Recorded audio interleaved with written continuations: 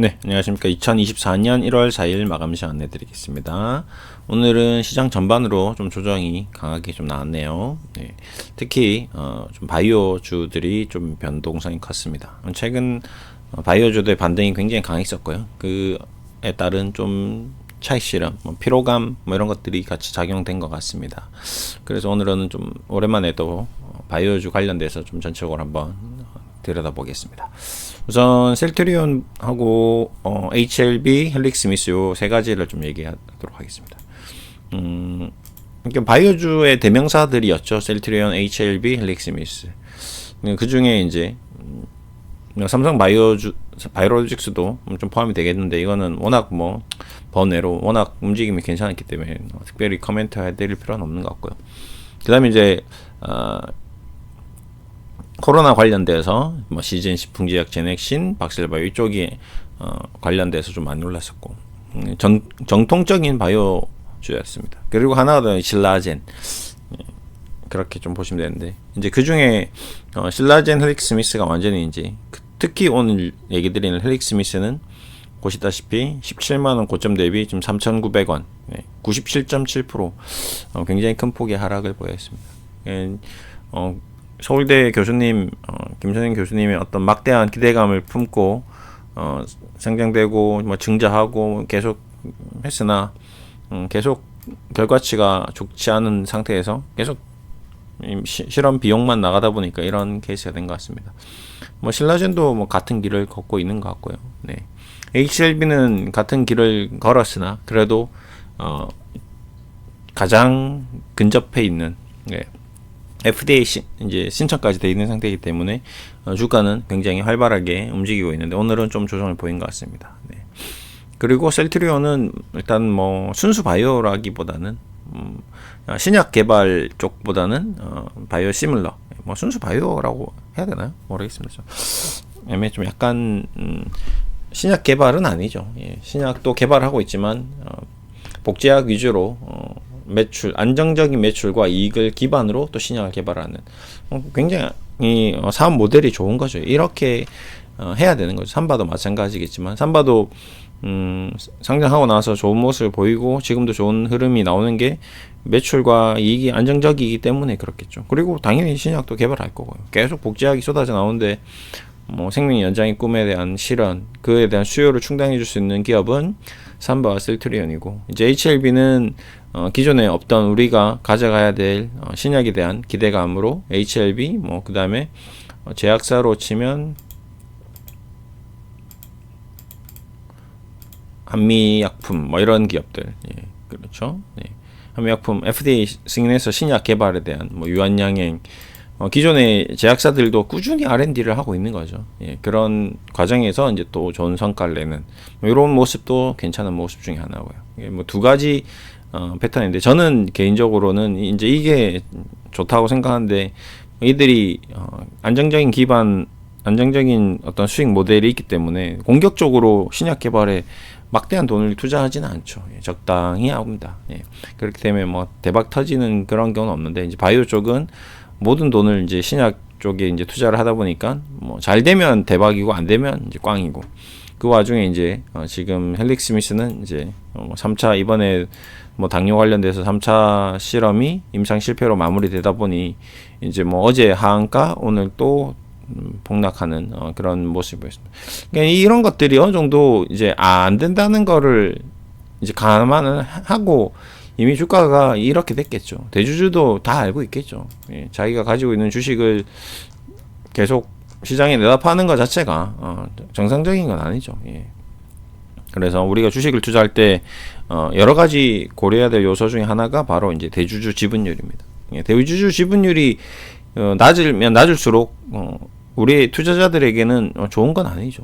HLB도 지금 지한공 회장이 대주주 지분율이 계속 낮아지고 있습니다. 이 부분은 우리가 좀 조심해야 되는 부분 중에 하나입니다. 다른 부분은 다 긍정적인데 어쩔 수 없이 주식을 내다 팔고 어쩔 수 없이 했다고는 하지만 결론적으로 주식의 수가 줄어드는 거는 긍정적인 부분은 아니다.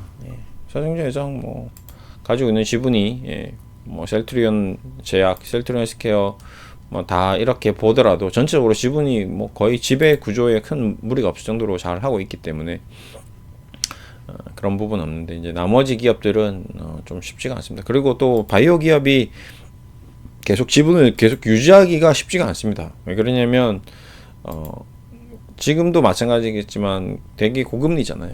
뭔가 금리가 높다 보니까 회사채를 발행해서 그 비용을 충당하기가 좀 쉽지가 않습니다. 그러면 이제 투자 유치를 받아야 되는데 이제 그 약에 대해서 확실한 뭔가 100%에 대한 확신이 있으면 투자 유치 안 받죠. 그냥 바로 그 관련돼서 큰 제약사들, 메이저 제약사들이 그 사업을 사버립니다. 아니면 투자를 하던가.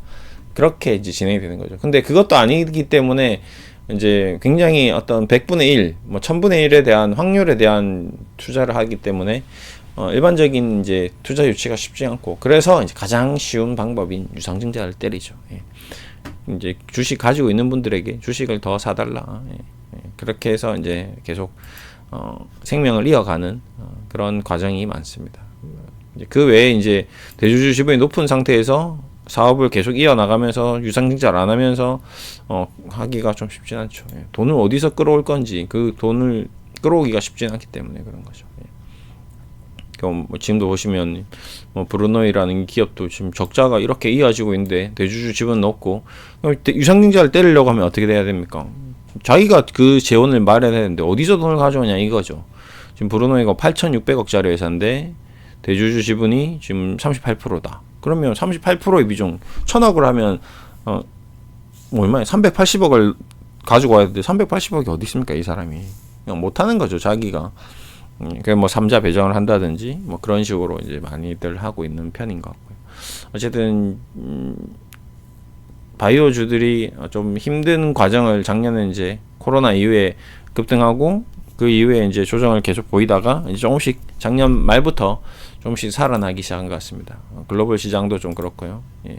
삼바도 그렇고 뭐 셀트리온도 그렇고 예. HLB도 그렇고 다 좀 살아나는 분위기 속에서 오늘 좀 조정을 받았다.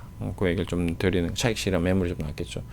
반면 이제 신라젠이라든지 뭐 헬릭스미스라든지 좀 다소 신약 개발과 이제 점점 거리감이 더 멀어지고 있는 기업들은 낙폭 과대주로 저가 매수로 이렇게 신규 매수로 접근하는 거는 굉장히 좀 위험할 수도 있다.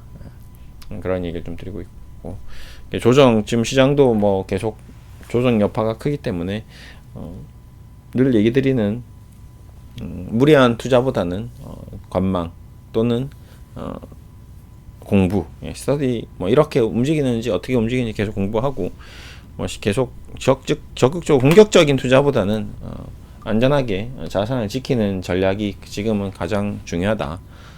떼돈을 벌고 뭐 내가 가진 돈의 2배, 3배를 버는 게 지금 중요한 국면이 아니다. 우리 인생을 살면서 돈이 가져다주는 어떤 그 뭔가 결과물이 그렇게 크지 않더라.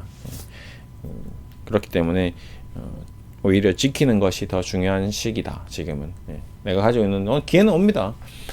지금 뭐 이런저런 일들이 자꾸 일어나고 있는데 뭐 PF 대출 사태도 일어나고 있고 금리도 그렇고 경기도 그렇고 주식시장이라는 곳은 그냥 어느 날 갑자기 싹 안면몰수하고 그냥 이상하게 바뀌는 경우가 많기 때문에 이제 그렇게 완전 안면몰수하고 하한가 나오고 막 급락하고 폭락할 때가 오히려 매수의 기회가 될 수도 있습니다.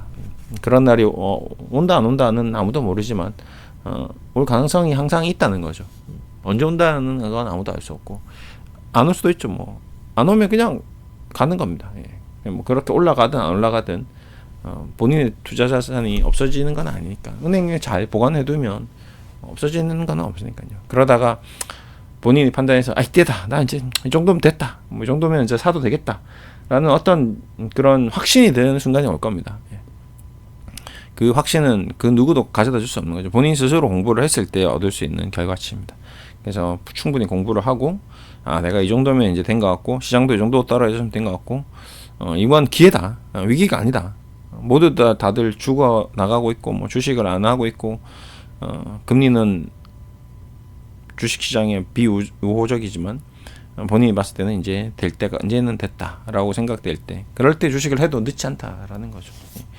그렇기 때문에 항상 오픈 마인드로 공부를 하면 좋을 것 같습니다. 바이오 주든 뭐 다른 테마 주든 뭐 대형 주든 배당 주든 어떤 주식이냐가 중요한 게 아니라 본인이 확실한 확고한 어떤 투자의 어떤 철학이 생겼을 때, 정립되었을 때, 그때 투자를 해서 흔들리지 않고 꿋꿋이 자신만의 투자의 길을 걸어갈 수 있는 수준이 됐을 때 투자를 하면 굉장히 좋을 것 같다라는 얘기 들으면서 마무리하겠습니다.